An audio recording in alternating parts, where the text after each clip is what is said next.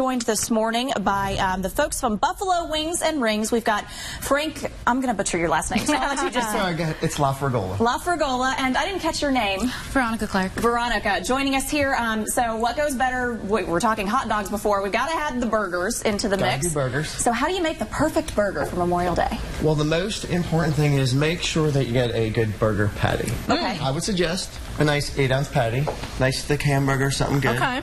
Most important thing is, which a lot of people get confused with, is when they're cooking their burger. Right. How do you cook it? What do you do? Do you put it on the grill? Do you put it on the flat top? I always suggest a good burger on the grill tastes great. Okay. Most important thing is, which a lot of people do, turn the heat up. Hey, I'm going to cook this burger real quick. It'll be done fast. Let's get it out of the kitchen.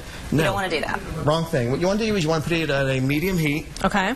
And a lot of people, I don't know if you have thermometers in your kitchen. I would suggest that's what you're going to do if you want to cook the perfect burger. Temp your burgers.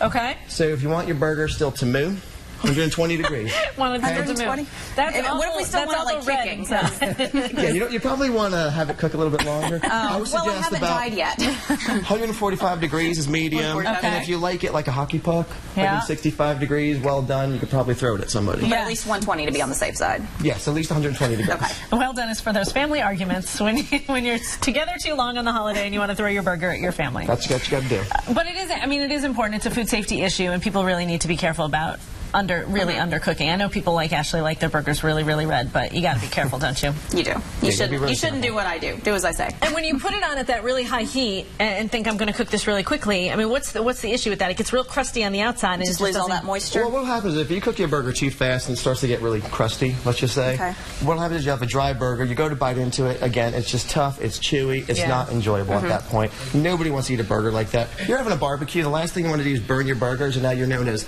that guy at the barbecue. That guy that burned the burgers. Not going to be fun, so no one's going to come to your house.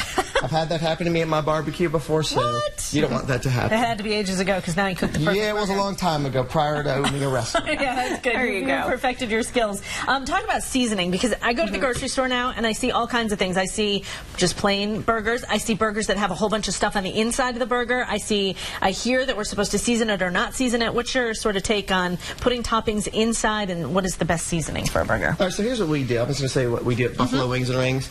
You got to make sure you always season your burger. Right. Most important thing is, which a lot of people do, is I'm just going to season one side of it. Well, why would you only season one side of your burger? Always season both sides. We really go with a simple method, salt and pepper. The most important thing is what toppings do you want to put on it. We brought a couple out here, mushrooms, you want to do onions, you want to do some cheese. I brought out 3 of our burgers. These are 3 of our signature burgers that we have here.